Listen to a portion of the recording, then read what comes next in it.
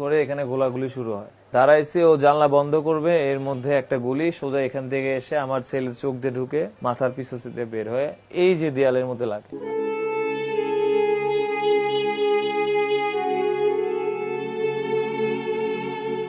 বই, প্লাস্টিকের খেলনা আর ঘরের মেঝেতে ছোপ ছোপ রক্তের দাগ। সাকিবুর রহমানের কাছে তার একমাত্র সন্তান সামিরের শেষ অস্তিত্ব বলতে এইটুকুই।